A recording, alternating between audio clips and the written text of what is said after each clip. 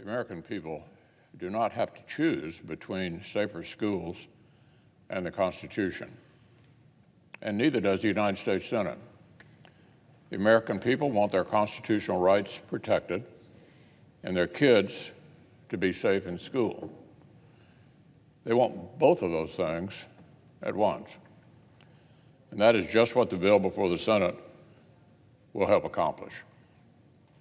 Thanks to the leadership and dedication of Senator Cornyn, Senator Tillis, and several of their counterparts across the aisle, we're considering a bipartisan bill that will make our country safer without making it any less free.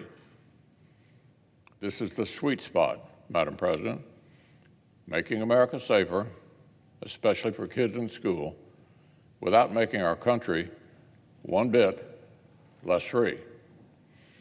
The legislation before us would make our communities and schools safer without laying one finger on the Second Amendment for law-abiding citizens.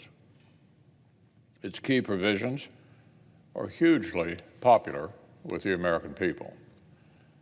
This bill supplies significant new funding to law enforcement and police, to school security, and to mental health treatment, both in school and in the wider community. Under this bill, if a teenager has been convicted of a crime or adjudicated to be mentally ill, even before their 18th birthday, that important information will show up in the firearms background check until they are 21. This strengthens the existing background check system without expanding it. States will receive new money for crisis intervention programs of their own choosing. And if they choose to use the money for so-called red flag laws, those laws will have to meet a new, higher standard for due process. This is a common sense package.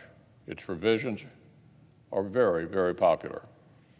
It contains zero new restrictions, zero new waiting periods, zero mandates, and zero bans of any kind for law-abiding gun owners.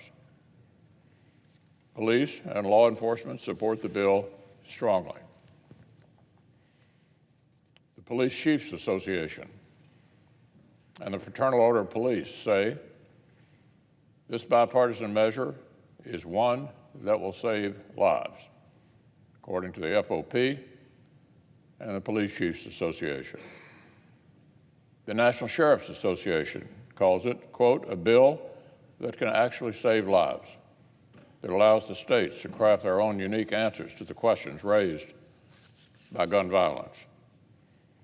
After years, literally years, of liberal demands that we make war on citizens' constitutional rights, our Democratic colleagues have finally accepted that we can make schools and communities safer without impeding on the Second Amendment.